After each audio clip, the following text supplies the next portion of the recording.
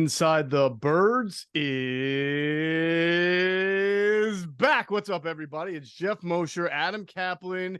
It is our game preview podcast. The Philadelphia Eagles at 4-0, trying to become 5-0 by going out to the West Coast to playing the surprising LA Rams. Adam, I will start this pod by saying that the reports of the demise of the Rams were premature because they are not a bad football team. They are scratching and clawing, and I think this is shaping up to be a pretty good game. I mean, would it shock me if it was one-sided? No, but I tend to think this is going to be a closer game than people might think. So when the schedule came out in, I guess May, whatever the hell it was, I was like, oh, this game, this game, no chance, right? So I'm with the Rams for 2 days in training camp. And I'm just talking and being around them. They're like, well, we're going to go really young this year. And they wouldn't come out and say it was a rebuild, but it sure as hell sounded like a rebuild. So I think I might have had them for 4 or 5. I give every team a win range. I gave them, I think, 4 to 5 wins. Now, again, they're only 2-2. Let's not get carried away here, but they're way more competitive than I thought. I didn't see it at all when I was training camp because they're very young at corner. This kid, Kobe Durant's pretty good nickel, but the outside corners have not been tested a lot. They're going to be. I give them credit though that they hung in there against the Niners. They destroyed the Seahawks in Week 1 at Seattle, which is they've had their numbers sometimes in Seattle. I don't know why or how, but they do it. And then they had a crazy comeback win. They had a lead. They came back and lost, and then came back and won the game. So look, no, they're fun to watch, and they're a little bit beat up. We'll break down their injuries. We have some pretty good sources there, so we kind of know what's going on. Yep. So overall, man, I'm pleasantly surprised. I say that because I always want these games to be competitive, as you were talking about. Sure, could it be a blowout? Yeah, of course it could. In fact, if you matched up the talent to talent, it sure should be, or they should win by 10 or more, but that's not the way games are played. They're not played on paper.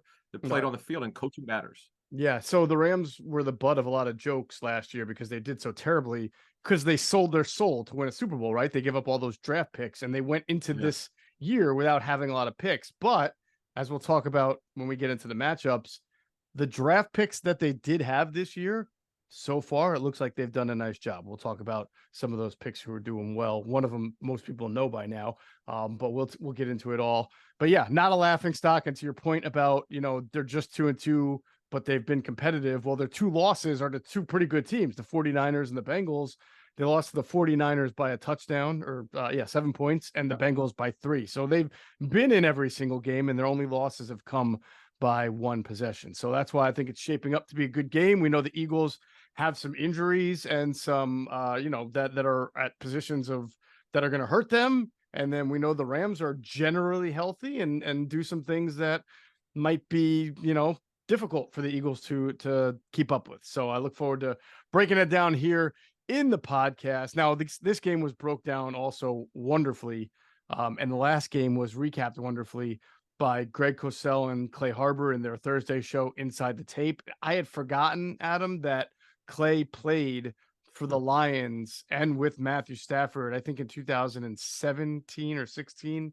So he was with them for the year. So he gave a really good player viewpoint of what it's like to play alongside Matthew Stafford, how good he is, how prepared he is for everything. And so that plus Greg's breakdown of things that Stafford and the Rams do offensively was fantastic. It was a very enlightening show. I remember watching tape with Greg and Ron Jaworski at NFL Films many, many years ago. And I could just tell you those guys, because those guys, it's kind of like getting your PhD in quarterback evaluation. It's just pretty cool because I remember those guys sort of being in awe when Stafford's on, because he throws from different platforms. It's super cool to watch coaching tape and watch him throw the football. Even early in his career, he was a little bit more undisciplined. Now he's plays with much more discipline when he's healthy, which he is now relatively healthy. We'll get into the injuries later.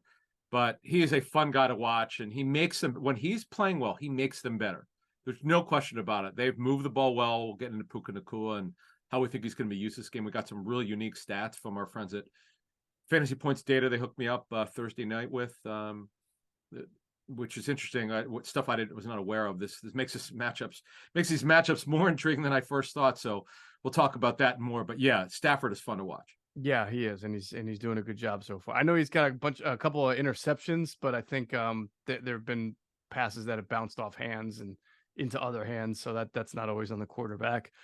All right. So also this week we've had Gun on One. Great interview Derek Gunn did with former Eagles defensive tackle Corey Simon, who is now a Florida state senator. And it was just it's about his venture into politics, but it's really not about politics. He doesn't get into what his stances are on any issues. It's apolitical, but it's a really cool look into how he went from being an NFL player to a person who felt like, politics just kind of called him. The serving people called him. And I think a lot of people forgot how good Corey Simon was when he was an Eagle, and B, that he just doesn't, he's not like Hugh or Ike or Trent Cole, like Quentin Michael, Jason, they all pop up. The Eagles from the 2000s, you hear about them, right? Hugh Douglas.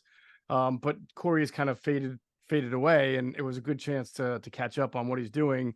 Now, the next Gun on One, which will be next week, Brandon Graham. Oh, awesome. So excited about BG. that one. Yeah. Yeah. They have a great relationship. And also last week's was with Lane Johnson, which was pretty incredible.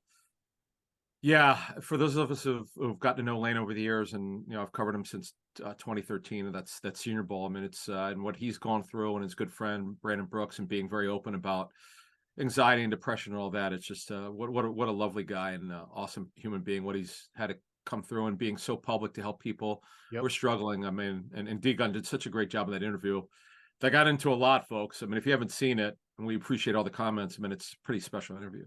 It definitely was. Definitely encourage everybody to check that out. All right. So Inside the Birds pregame live, 10 a.m. on Sunday. We want you to watch from 10 a.m. till noon, then enjoy your football at 1 o'clock, and then enjoy your Eagles game at 4 o'clock. So we're going to start at 10 a.m.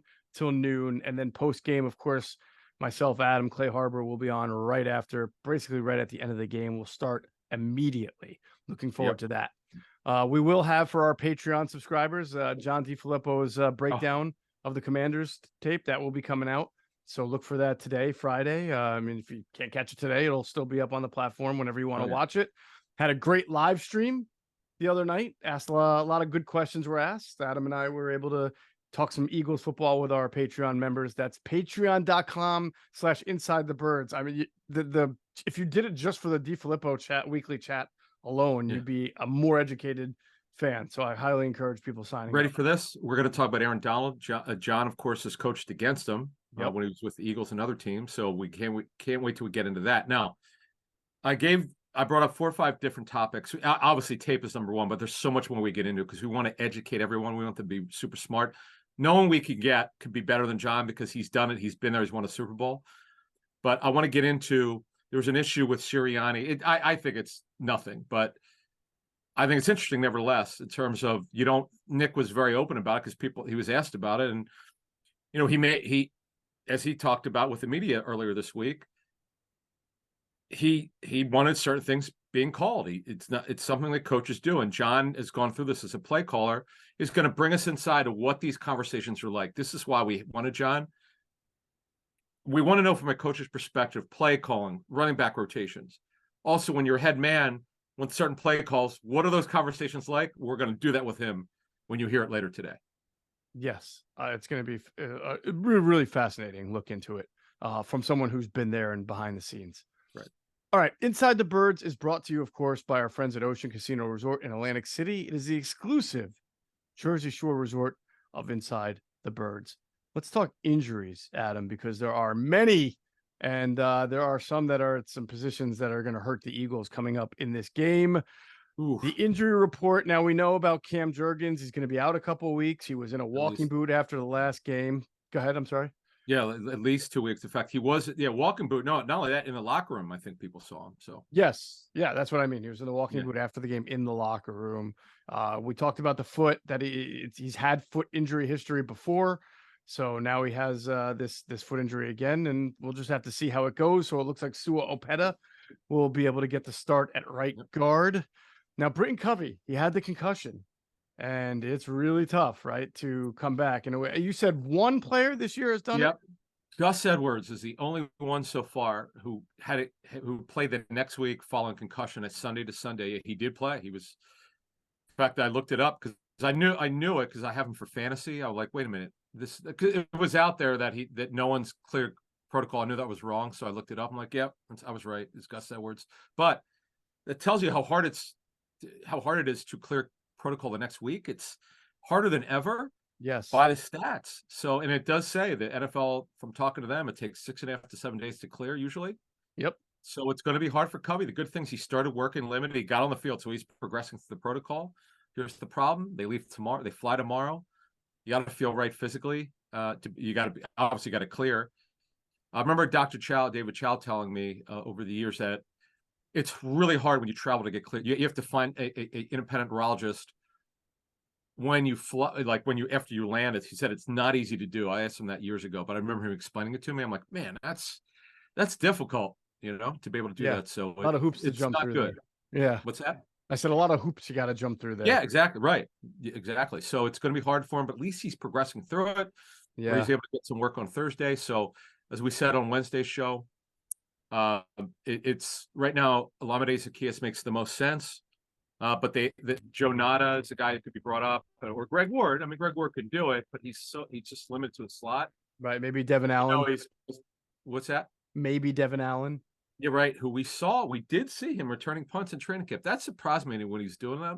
I'm like, whoa, wait a minute, really? I mean, it's surprising, but it shouldn't, right? A guy with that much speed, who's a wide receiver, probably should be able to return punt. I know it's punt and kick returns are two different things, but sure, you might as well give him a shot to try it, right? Practice him at it and see if he can do it.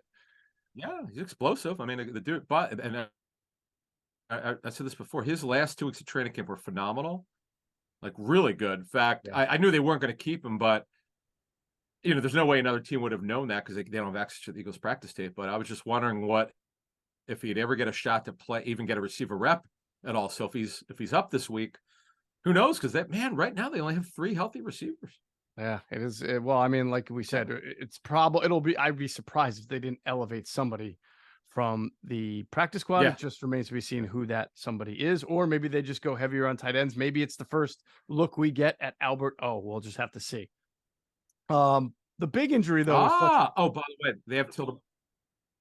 I'm just gonna say that they have till tomorrow at 4 p.m. Eastern to elevate someone. Go ahead. Yes. The big injury that's concerning me is Fletcher Cox, who's out with a back injury. Back injuries for big guys are difficult. And now he's been on the injury report all year long for different things. Ribs, right? I think knee at one point. And now it's a back. What do you think here? Yep. I doubt it. There's an NFL Network report. I'll just explain it because I cover this kind of thing. He got an epidural on his back. There's a root cause for the problem that he has in his back. The fact that he got an epidural worries me. Yeah. I'd be kind of shocked if he played this week. I mean, you never say never, but again, he's got LAX flying up is longer. I've taken that trip. I don't know how many times. It's 6 hours, 5.5, 6 hours. I can't see it. I just can't. And here's the other problem. This is another. I'm sorry. I was going to ask you if you think he got the epidural specifically to try to play on Sunday, because an epidural is really just it's a pain relief. It's a very strong pain relief. You're getting treatment on it. That it I've never had it done before because I didn't want it. I'd been asked. I'm not an athlete except for tennis, but no. But many years ago, I was having severe back problems when I was very heavy, almost about 250 pounds. And I remember the doctor. I had testing done on my back, and they offered to give me an epidural or whatever. This is like 15 years ago. I just remember, like, I'm not doing that. I know it's not a big deal. It's people get it, but I was like, I don't want that. Right. And Cox is an older player, turns 32 in December. You worry about this, as you were alluding to. You worry about backs and by the way, I don't have the stats in front of me. I remember being given these stats of tackles, guards, and interior linemen, D tackles, i.e. D tackles, they are susceptible to back injuries because of the traffic that they get. And you really worry about the weight they that. Carry too, right? I mean, I would think that. True, sure. Well, the Fletcher's in really good shape, but you're right. He's over 300 pounds. So yeah, that's a problem.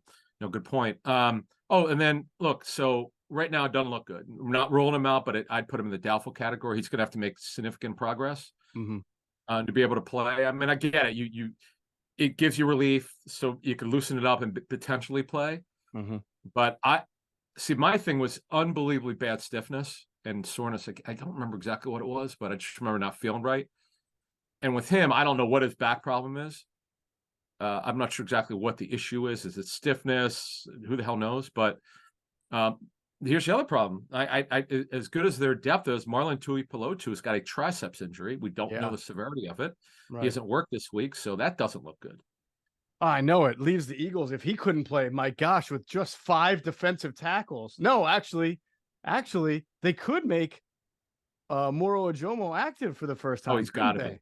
Got to be. So He's so it got to got be to be out. right because you have to have 6 defensive tackles in a game. Well, no, but I hear you. I know, but this is what they do. No one agrees with around the National Football League, but you know what? It works. Yeah, it's What can fine. I I tell mean, you? yeah. I don't disagree with it because it's not like I feel like they've left themselves bare in any other area. Well, I don't know. They just haven't been Don't say snake. secondary, They brother. haven't That's been snake bit by it yet. Like for example, not having a backup center, or if Jurgens has to be the backup center, then you're a little short on the O line. sure, sure. Yeah, I suppose it's a little bit criticizable, only because you're playing Tui Pelotu and Contavious Street like maybe 10 or 11 snaps per game, which is in the grand scheme of things not a whole lot. I just wonder, like, if those snaps were redistributed to the 5 other guys you're already playing, is that gonna like exhaust those guys? If Jordan Right. Davis, Fletcher Cox, Jalen Carter, and Milton Williams each play 3 more snaps a game, that just eliminates the 12, right?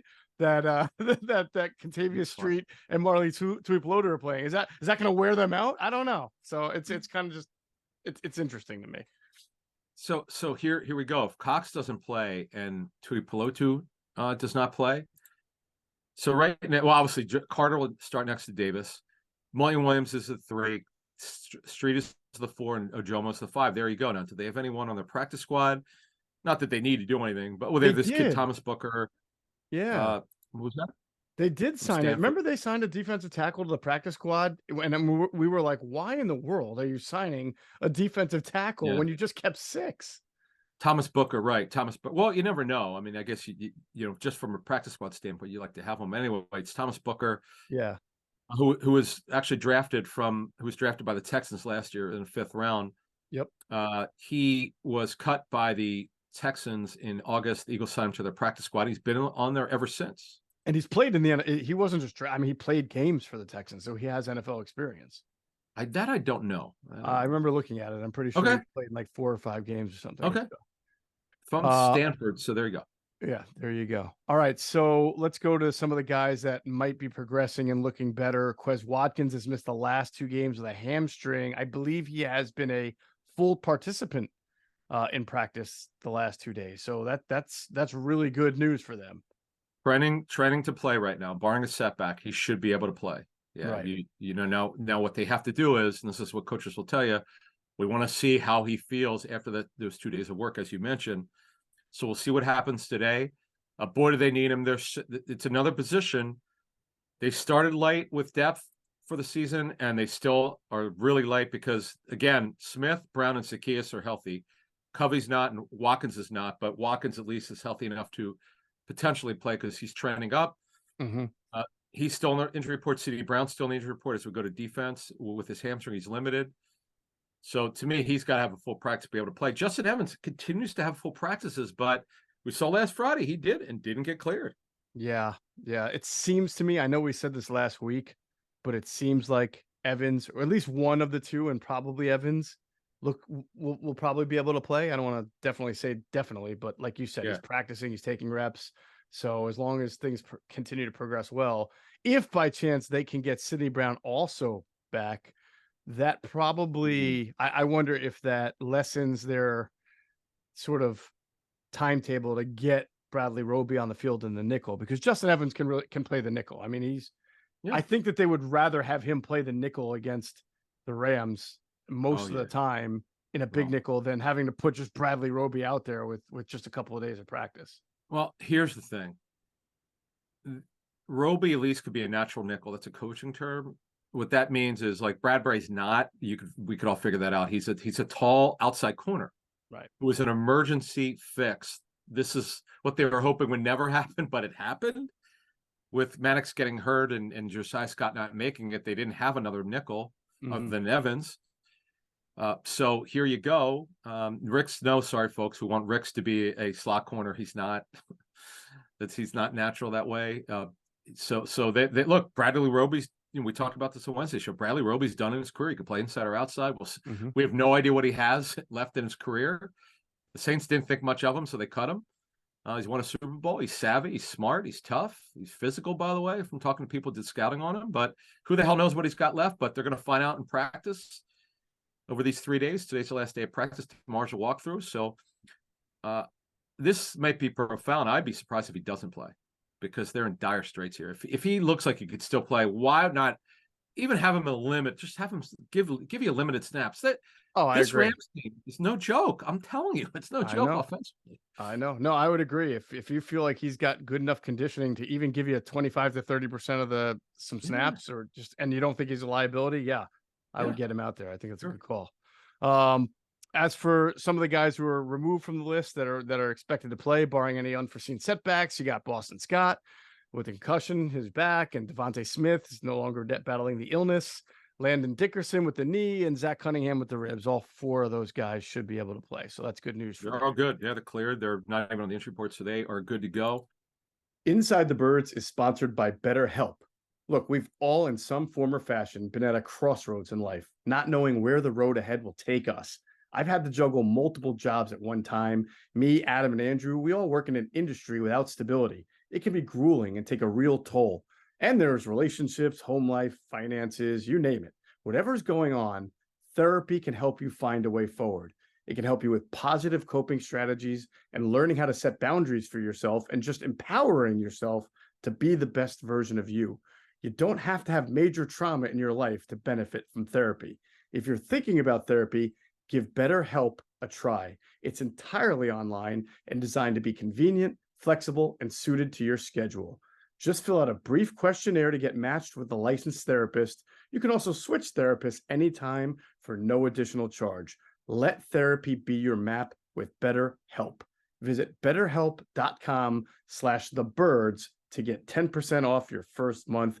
Do it today. That's BetterHelp, HELP.com/thebirds. The Rams have some interesting stuff going on here, including with Cooper Kupp. Yeah. I feel like the Rams, when you looked at the names on the injury list, you might go, oh man, but then you see that how they're progressing throughout the week and you might feel better about them. Obviously it begins with Kupp and Matthew Stafford. Stafford got his hip banged up, but he's expected to play. He should be fine. He actually played through it in that game against the Colts. And although he looked a little hobbled, they did win the game. So good on him. Yep, his leg did not. I mean, he was almost a statue just throwing back because he couldn't drive off that right hip. Right. But he's got a contusion. He's good to go. He's taken all the reps, so he's ready to go. Now, Kupp was. Go ahead. Go ahead. I was just gonna say, Kyron Williams, who's there's another player with a hip contusion. Yep. They've purposely limited him in practice, but McVay said he's playing. Now, Cooper Kupp is the one that's fascinating because it's a hamstring, but he's got something. It's more than a hamstring. There's something related to it, but it's not a natural hamstring injury. There's something wrong in there. Went to see a specialist, but he started working pretty heavy on Thursday. He took starters reps, decent amount of them. So he's got a very good chance to be activated. But again, they're not going to give him the green light. They want to see what happens leading up to practice. And they usually have a pre-practice walkthrough in today's practice. Then see how he feels. They have till 4 p.m. Eastern. Anyone playing on Sunday, clubs have until 4 p.m. Eastern to activate them, or they wait till another week. What does your gut tell you? You think he plays? Yes. I do too. I don't know for a fact, but let me tell you, I cannot wait to get these matchups. I got a lot of stuff on this one. I did a lot of digging and asking. So, but I'm telling you, man, and this problem the Eagles have in their secondary with communication. Obviously, this happens when you have a makeshift lineup. It won't be lost on Sean McVay. I could promise you that. No, it will not be. As far as the left tackle, Joe Noteboom, he missed last game he came out of the last game with a groin injury. Although it sounds like what they're saying out of the Rams there is that they think he's going to make it through and be able to play. They do, but man, if he doesn't practice today, they got problems. Like they're not very talented on the offensive line. I don't know what they would do, to be honest with you. I know the kid Zach Thomas, who they signed from the Bears practice squad. He was briefly filling in a guard. for Alaric Jackson, but he got benched. So they stuck Noteboom at guard. Now Noteboom's hurt. Kevin Dotson's going to start for Jackson. He's not expected to go. He was acquired in a trade before the season started from the Steelers, who started a bunch of games for the Steelers. So this is, again, I don't know what, I mean, look, the Eagles, they got pressure on Howell. They definitely did, but he hung in there. They didn't force turnovers like I thought they would, but look, Stafford doesn't move all that well. He's got a hip contusion. This D-line, even without Cox, has got to eat. They've got to be able to get to Stafford in this line. I would agree. All right, so those are the injuries. Let us get into the matchups. First, I want to pause real quick so that we can hear a word from our great friends at Ocean Casino Resort in Atlantic City. Go to get your game on. Go for the beers. Go for the cheers. Go for the hit and the hits. Go for the stakes and the stakes. Go to get your parlay on. Go to get your party on. Go for the scene. Go for the screens. Go for the gallery. Go for the win. Go to Ocean. Visit theoceanac.com to plan your visit. All right, let's start with the Eagles offense against this Rams defense. And I think that, you mentioned it earlier in the podcast, when you talk about going up against the Rams offensively, your number one goal has to be to block Aaron Donald. And the Eagles have actually done a pretty good job of it in the past. Now, this is they haven't played the Rams in quite a while. The last game, I think, was the one 2020, but that was a different coach. That was Tyler Higbee catching 3 touchdowns. That was Jared Goff throwing through. I mean, it's a different Rams team, a different Eagles team. So I don't even want to get into that, but they have done a good job against Aaron Donald in the past. I do have some concerns though, in that they're starting a different right guard now in Sua Opeta. And the one thing that you see the Rams do a lot of is move Aaron Donald around, and then he himself, Adam, moves around. He stunts, he twists. Looks like sometimes, I don't want to say he freelances. I mean, when you're stunting, you're allowed to kind of pick your gaps and lanes at times. But I would not be surprised if you saw Donald stunt over left tackle and try to beat out Mailata a little bit with that quickness against that size. Mailata, we've said, has had some moments this year where he's just, he's so big. It's hard for him to against those speed rushers or power rushers to always get his body right. So I'm wondering if we're going to see a lot of movement from Aaron Donald. Oh, he'll move. Oh, there's no question. They'll move. They always move around. It's just a matter of, okay, on your point, where do they find the matchups? Do they think it's over Mailata? We'll see. I mean, it's just that's, he's their one true. They just don't have a very good pass rush. But they rally to the ball and they play with great energy. Raheem Morris is like a top 3, top 5 D coordinator. He's phenomenal. And they play with this great energy and passion. They're a relatively young team on defense. And wait to see Byron Young. Great story. This kid, he's wearing number 0 out of Alabama. There are 2 Byron Youngs for this past draft. Yes. This is the guy who got drafted later. He's 25 years old out of Tennessee. Great story. He shares the same agent as Jason Kelsey does. This kid, Byron Young's a great player. I remember, was he working at a grocery store or something? He's some unbelievable story, but he's just really gifted. He's getting better and better and better. And this is fascinating because he's the one pass rusher that they have other than Donald. They don't have a lot of them, but this kid's a good player. Don't sleep on him. Yeah, no, you're right about Raheem Morris. He does things to sort of manufacture a pass rush in the absence of having really, I mean, what they don't have is a really good edge rusher other than what you just said, the rookie Byron Young, who's really showing out, 3rd round pick for them. A little bit of tape I saw that, the defensive end that they got from San Francisco, Jonah Williams, is a very active guy. I would say he's more lunch pail, which is typical of 49ers, right, guys? I mean, they're always playing hard. They're always flying to the ball. He wasn't with the 49ers. I don't know where. Are you sure about that? I'm pretty certain. He wasn't with them in 2021, Jonah Williams? Vikings. Why do I think it was? Yeah. It says here on San Francisco. My fault. Yeah, he was signed by the Rams in 2020. He's older. It's kind of weird. He must have started his career. He was with the Rams as an undrafted free agent out of Weber State. Yeah, another Weber State guy in 2020. He bounced around. I remember him with the Vikings. Wait a minute, Weber State? That's where Opeta went. I know. I wonder if that's crazy. Together. Yeah. Yeah, I Well, don't know why I thought he went to San they would've. Francisco. Either Yeah. way, he plays he plays tough. You know, he's not Yeah. just an easy block. That Gotcha. was the point I was trying to make. Gotcha. And yeah, who's the other? There was somebody else who I thought kind of showed up a little bit on tape, maybe one of their backup rushers. But either way, you're right. This shouldn't be for the Eagles offensive line. It really should just be priority number one, figure out where Aaron Donald is. And priority number two is just do your job. Like there's no other guy you're circling saying there's nobody who's going to be sleeping, losing sleep at night over, right? Like John DeFilippo and Von Miller. Yeah, I just as soon as you said that, I know exactly where you're going.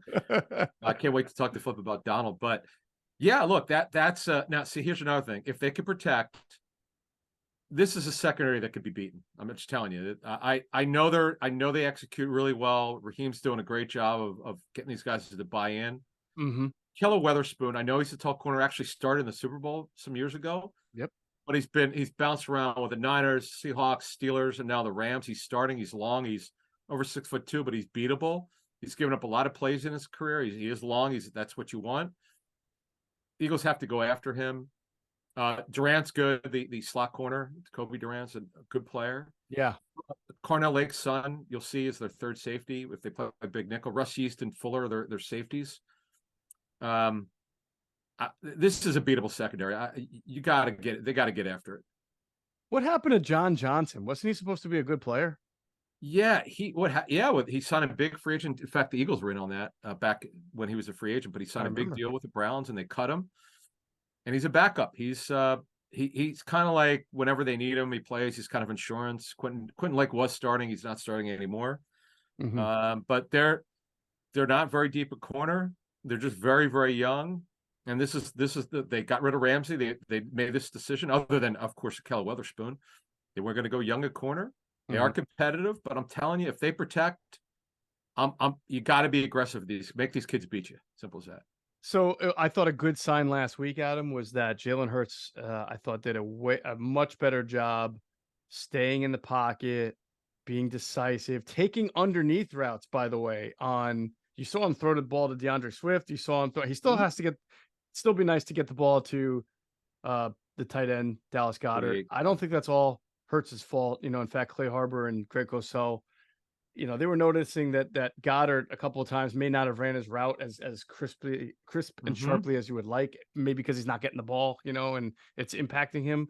But in general, there were a couple of times where you noticed that the Commanders would show something, but then drop into his own. And Jalen was really sharp about getting that underneath route. Even AJ Brown, who does a lot of work underneath, get him to him quick, and let him take the yards after the catch. So I think that's a good sign coming into this game.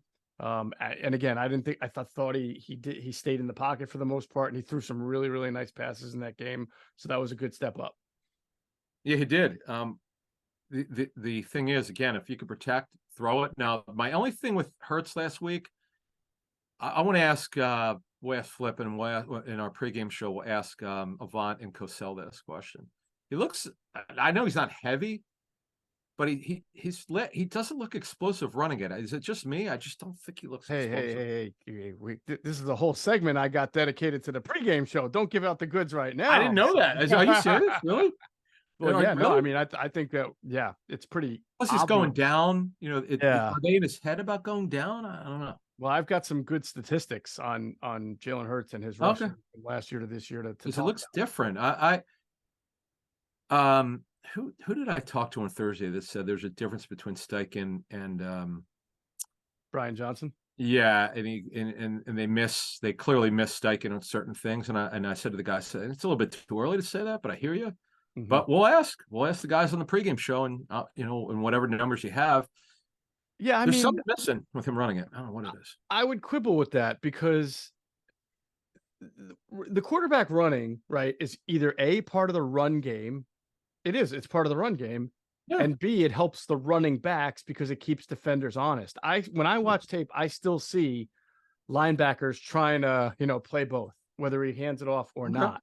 So, I mean, you saw what DeAndre Swift did for 2 weeks, and you've seen how they've run the ball in general. They're running the ball very effectively and in very wide lanes. So I don't know that Jalen Hurts I don't know that Brian Johnson calling fewer keepers. And by the way, that's not always Brian Johnson's call. That's Jalen Hurts, whether he wants to keep it or not. I don't know if that's impacted the run game at all. I don't know where they would miss it. If you want to say maybe certain passing, maybe because he's not throwing the ball as much, but I don't know. I think you're right. It's too early. I'm not ready to. They're 5-0. Yeah, I want to go through. Yeah, it's All only four games, and I really want to go through what this, because it's good to see Hurts throw the ball. I mean, he really throw the ball well. I mean, I for the people complaining what's wrong with the passing game, you could throw that at the door. I mean, it's over.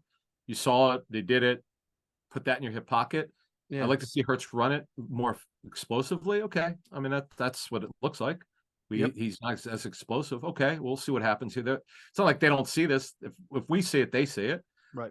We'll see what they do there. But to me, it's in Goddard. You know, someone said that to me about Goddard early on when Goddard wasn't getting the ball against New England. Who they play in Minnesota? Yeah.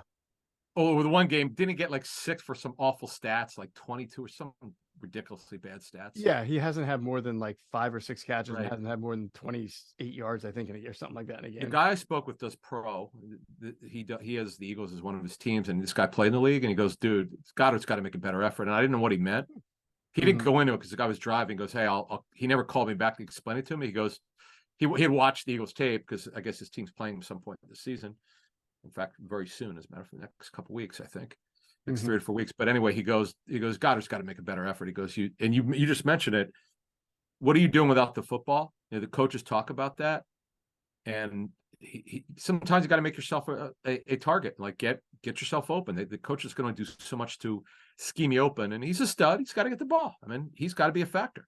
No doubt. Yeah, 100%. And by the way, I will say, I will give him credit for this. It has not impacted his blocking. He has been very, very good in the run blocking game. So he's not letting it get to him to the point where he's on the field being a liability. I just think that he needs to, like I mentioned this about Devontae Smith. If Devontae Smith doesn't get the ball 7 or 8 times in a row, watch his route running. He runs a route every single time like he expects to get the ball, even if he doesn't. So I just think that maybe Dallas doesn't even realize it until he watches tape. But that play that they showed on TV, even where they blitzed Jalen and he quickly threw it to Dallas, who should have turned around and been there. Like you can see throughout the entire route stem, he's just kind of like, running, sort of jogging, not like really. Hey, getting. I'll tell you what, that Jason Michael. What's that? No, go ahead. No, I was just say Jason Michael, the Titans coach, will get on him if that's what the tape showed. Like, he's an outstanding coach. Like he's one of the better tight end coaches in the league. No one really knows about. I mean, he's phenomenal. So if that's what the tape showed, that he wasn't giving top effort, they're going to get on about it. Excellent. All right. So that's the Eagles offense versus the Rams defense. A lot of mismatches on the outside that we think the Eagles should be able to capitalize on as long as they can block it up. And that starts with blocking Aaron Donald. Let's go over to Eagles defense against this Rams offense. Oh boy. So here's what really hurts, right? Is that Matthew Stafford, I think he'll be the best quarterback the Eagles have faced so far. Kirk's pretty good, but what I think Matthew does better is hanging in there, and he throws between the numbers with just conviction, Adam. And Greg Cosell made a great point also that he's so good at not giving away telegraphs when he throws. On the show he did with Clay, this is why everybody should watch it. You get so educational. He said that if he were to show you tape, like run the tape of Matthew Stafford, right, passing, and stop it right as Stafford's about to deliver, you would actually not know where he's going with the football. Oh, wow. He's that good at quickly then, making a read, go to the next one and firing it. And he throws between the numbers really well. Yeah, and Adam, that's right now where you can hurt the Eagles is between the numbers. And if you're using bunch formations, trips, right? If you're motioning, that's coming. Right, and that is literally what McVay loves to do. This is what I said at the top of the show. You're getting bunches, stack releases, pre-snap motion, because they're big pre-snap motion anyway from the Shanahan offense. It's coming. God forbid that cut plays. Oy vey. This is a tough game, man. I don't think I picked against the Eagles, and I don't know how long. Maybe folks know. I don't know when the hell I did, but this is a tough one. We'll get to that later. But okay, so this is from fantasypoints.com. So the Eagles play a ton of cover 3. Stafford is a master at cover 3. You know, he's a master route runner and crushes cover 3 this season. Higbee. Puka. Oh, Puka Nacua, right? Yeah, He's him too. killing cover 3. Yes. So I was like, all right, well, for fantasy, that's good to know, even if Cup plays, but that's not good. And the word we got is the from the tape, the snap, the communication on the back end, because of the chaos of Bradbury playing inside, he should be playing outside. Job was new as a starter, no Maddox. The communication was not very good. You could tell from the coaching tape, apparently. So that's going to be a problem. Going against McVay, who's phenomenal. He knows this. He sees what the tape shows him. Here we go, folks. It's coming.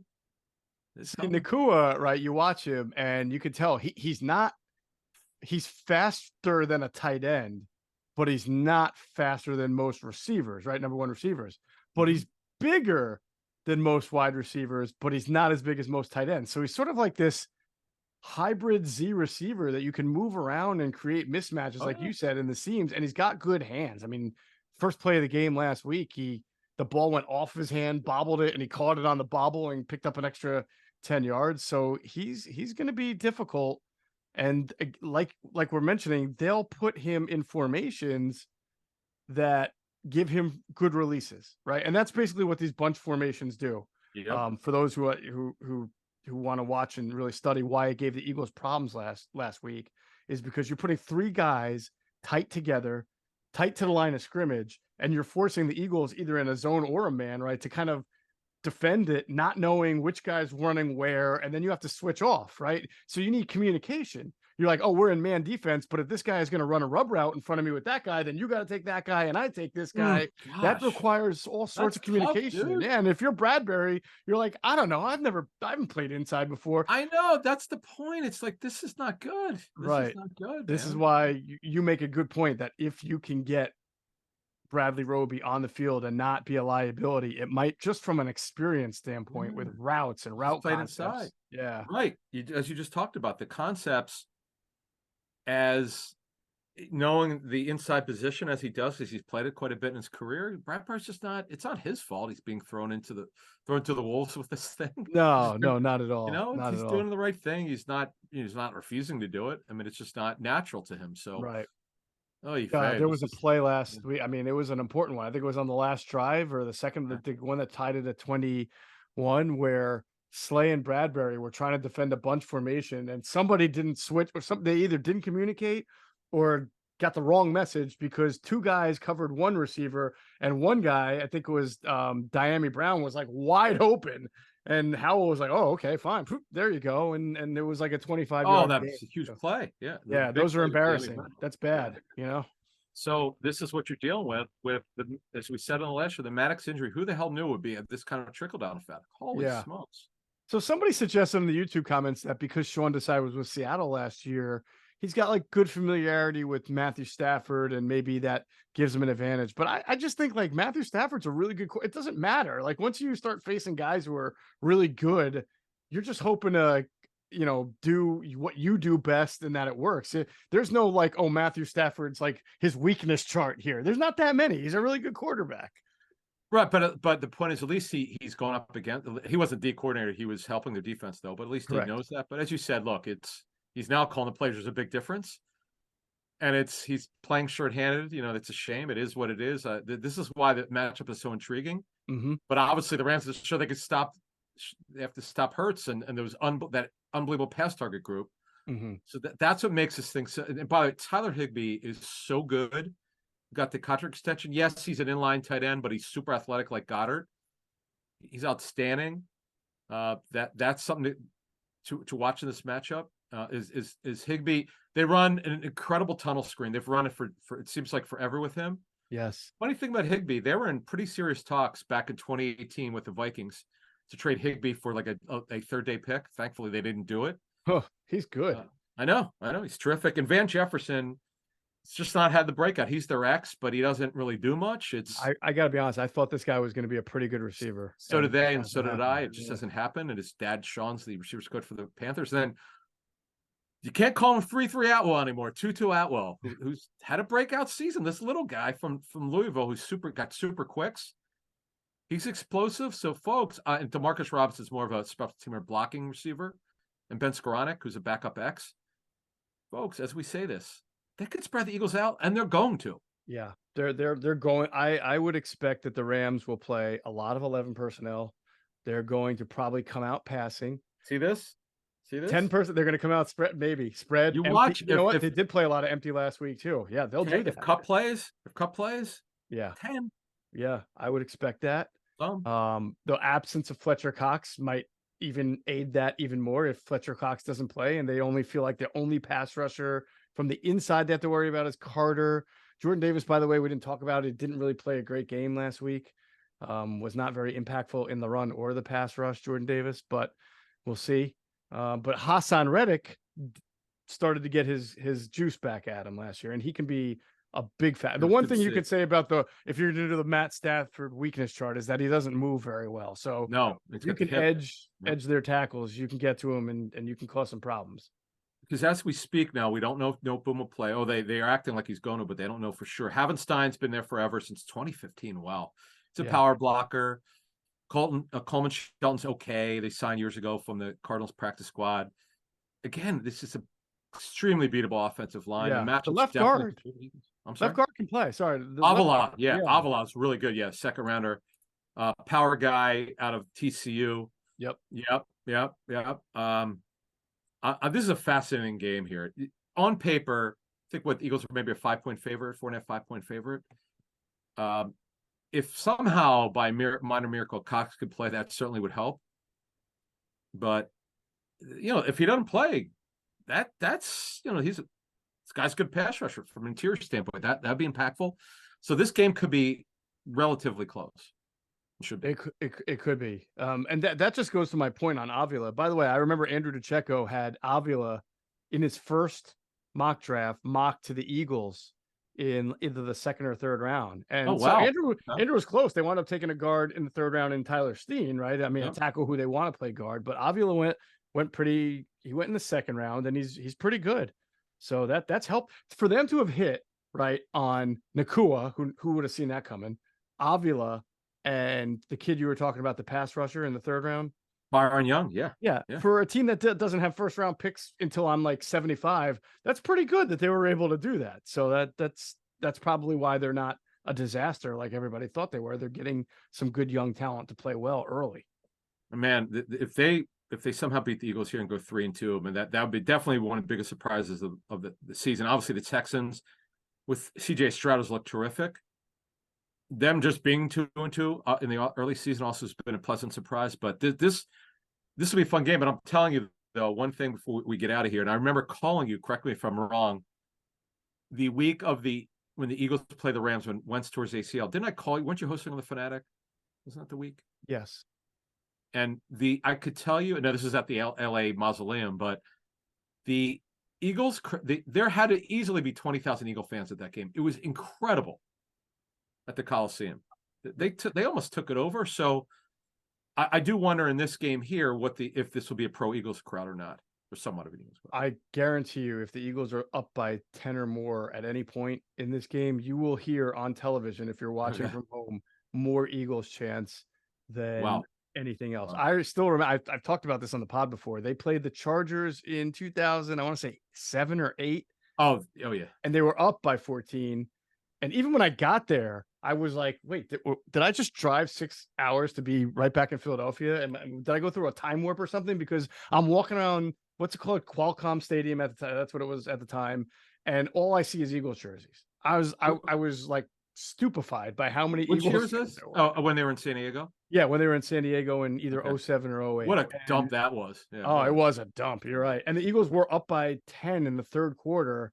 And I thought I was at the link. Just if I closed my eyes and listened, everything was pro Eagles, and then they wound up blowing that game and losing. So Flip told us the game that they played at. It's called the. It used to be the Home Depot Stadium. It's now called it's whatever. It's a soccer stadium that the Chargers were playing until they moved into this place. StubHub, is that what it is? Yeah, exactly. Right, StubHub. Good call. John said it was he was blown away. He was in kind of awe of the pro Eagles crowd. He said it was like he never seen anything like it before in his coaching career. how the away team completely took it over. Just completely took it over. It's pretty cool. That is really cool.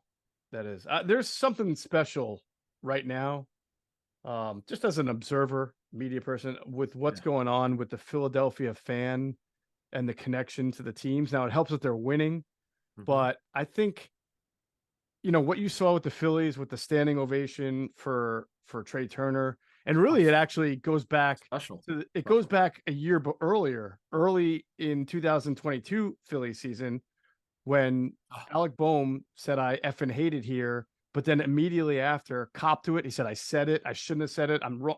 The fact that he copped to it immediately, the next day he got an ovation for it, and everybody was surprised. People forget about chills. I got chills when I'm a diehard Phillies fan. So when I watch that, it's so like our people here.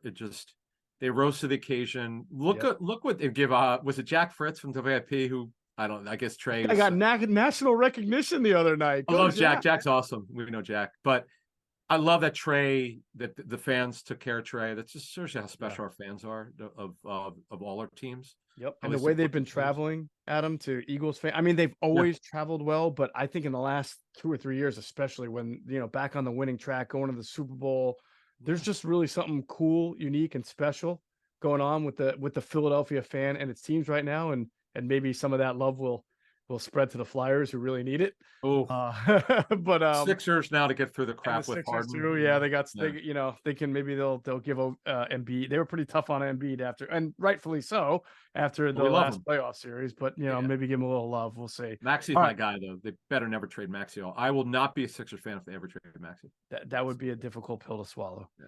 All right, let us do our predictions and then get out of here. Before we do that, we'll tell you to check out our friends at phlsportsnation.com. They're enhancing the fans' experience with their coverage of all Philadelphia sports teams. For the fan, by the fan is their motto. So make sure you check them out at phlsportsnation.com and on Twitter at phlsportsnation. Also, let us pause to hear a word from our great friends at Sky Motor Cars. Sky Motor Cars in Westchester is a different sort of dealership. All it takes is one look at their Highline pre-owned vehicles that people all over the country want and need. Owner Brett Schiller, make sure you don't spend a dime of your money before you purchase the car. Sky Motor Cars allows you to make all the decisions regarding your next vehicle. At Sky Motor Cars, you never have to spend more than necessary. Visit SkyMotorCars.com today or call 610-918-7225. All right, if you stop into Sky Motor Cars, make sure you tell them Adam and Jeff sent you. You will get a great deal. All right, Adam, the moment of truth has arrived. Why don't you tell me who's going to win this game and what the score will be? Did we give out the line? You said 4.5, right? I think that's what it was. Yeah, I think it's 4.5. It might have gone up. Yeah, I think that sounds right. I will check in a second here. I'm assuming as we speak here Friday when the Cox isn't going to play. If I knew he could play and play a lot, it might change my mind a little bit. Is it very impactful? Because now you're asking Carter as a third tackle has been great in that role. It's been great. And obviously Cox has played the most snaps at D tackle this season. Totally not expected, but okay. That's big. Hey, if he doesn't play. So, and the issues they're having, the secondary, I've got it. I'm going to go Rams 20, Eagles 27. Oh, I like how you did that. Trick. Rams 20, Eagles 27. All right. So the Eagles are 4-point favorites. So you're giving them a cover.